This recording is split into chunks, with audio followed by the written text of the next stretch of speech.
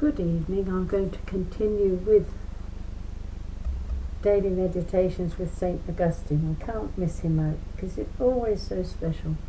And then hopefully I will continue with infiltration, because we want to get to the end of that. It's not like the Bible. I'm going to be doing that every day, or as often as possible. So I'm going to do the one or two little prayers. In the name of the Father, and of the Son, and of the Holy Spirit. Amen.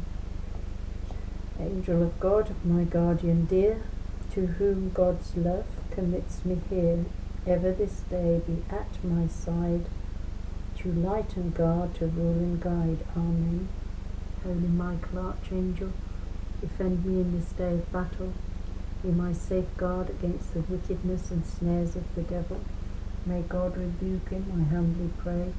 And do thou, Prince of the heavenly host, by the power of God, thrust down to hell Satan and all the wicked evil spirits who wander through the world for the ruin of souls. Amen. The prayer attributed to St. Augustine. Excuse me. I think perhaps I'd better have a drink. I've got this permanent phlegm.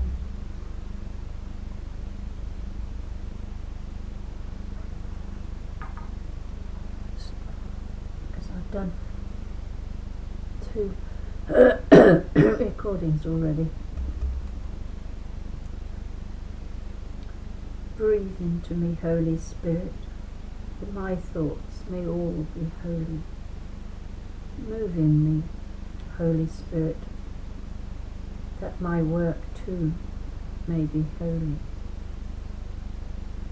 Attract my heart, Holy Spirit, that I may love only what is holy.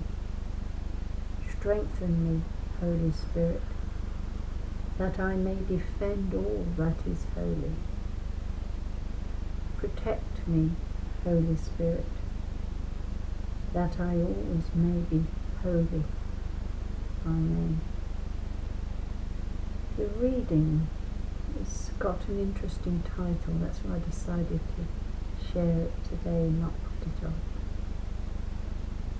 Beware of all avarice. Give me a person who has listened to Christ. Give me a person who has listened in fear and trembling to the words, beware of avarice. Look at yourself inside. See what is inside you. Examine what is inside you. Take your seat of judgment against yourself. Set yourself before yourself and stretch yourself on the rack of God's commandment.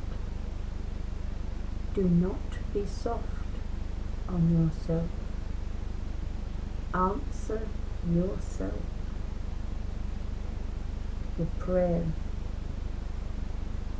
You wanted to show me first and foremost, O Lord, how you thwart the proud, but give grace to the humble. I'm just going to have a glance at my compendium of the Catechism of the Catholic Church and look at the form. Point 73. How should we understand the reality of sin? Sin is present in human history. This reality of sin can be understood clearly only in the light of divine revelation, and above all in the light of Christ, the Saviour of all. Where sin abounded, He made grace abound all the more. I'll go back one now to 72. What was the original condition of the human person according to the plan of God?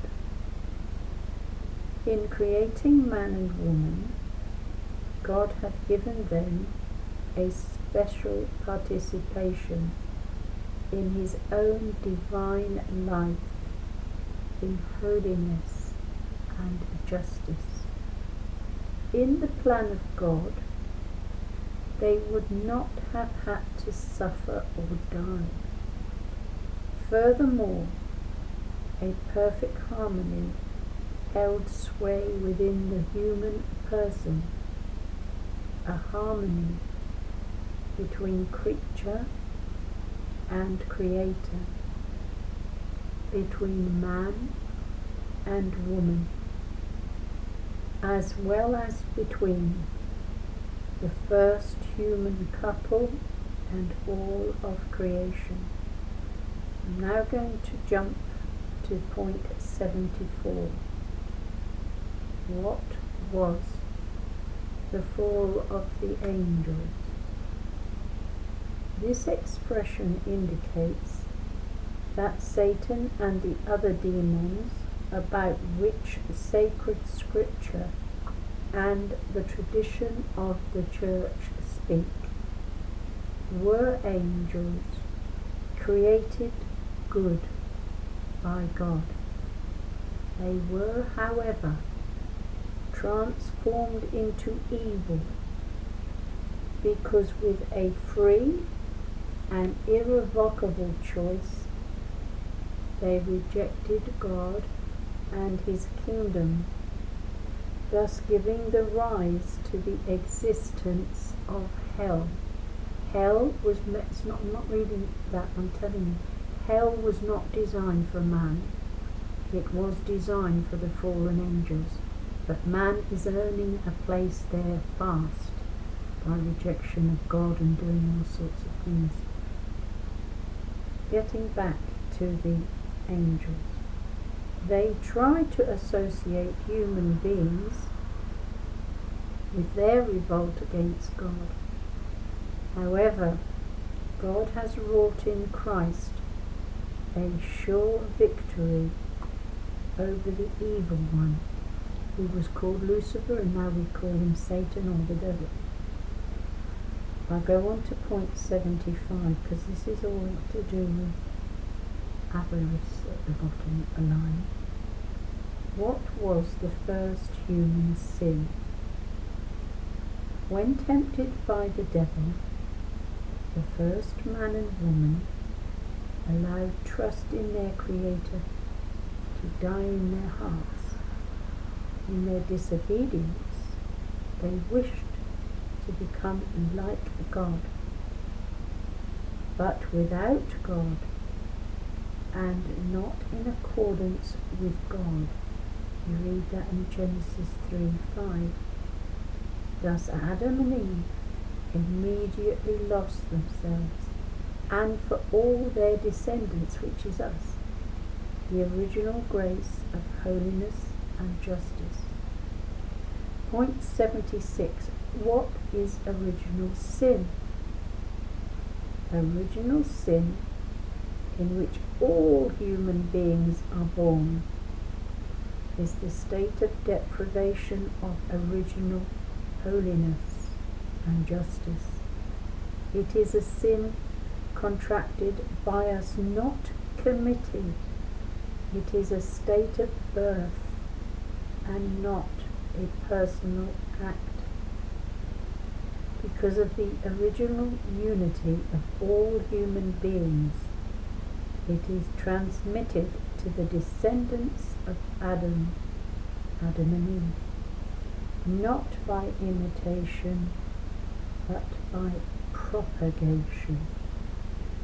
This transmission remains a mystery which we cannot fully understand, because we're only human, we're only mortals.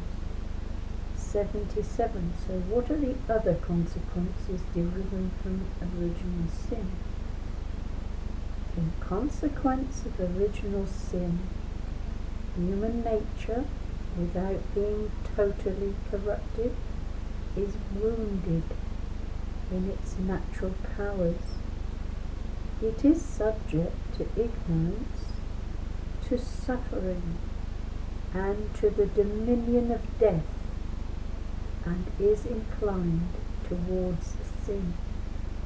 In other words, avarice too. This inclination is called concupiscence. And the final one to look at is point 78. This is of the Catechism of the Catholic Church, the compendium. After the first sin, what did God do? After the first sin, the world was inundated with sin, but God did not abandon man to the power of death. Rather, he foretold in a mysterious way in the Proto-Evangelium, Genesis 3:15, that evil would be conquered and that man would be lifted up from his fall. This was the first proclamation of the Messiah and Redeemer, Jesus Christ. Therefore, the fall would be called in the future a happy fault, because it gained for us so great a Redeemer, and we'll find that in the liturgy of the Easter Vigil. Obviously, this is for Christians.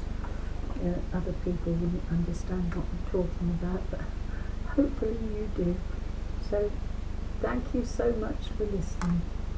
May God bless you and touch you in a very special way. And if you need healing, send the peace of God and ask Him if He'll heal you and bless you. Thank you so much for listening, sharing and commenting. And I will try and do that infiltration now, despite the fact that it's a little bit late, but that's not unusual for me. God bless. Have a lovely weekend, because we're there, aren't we?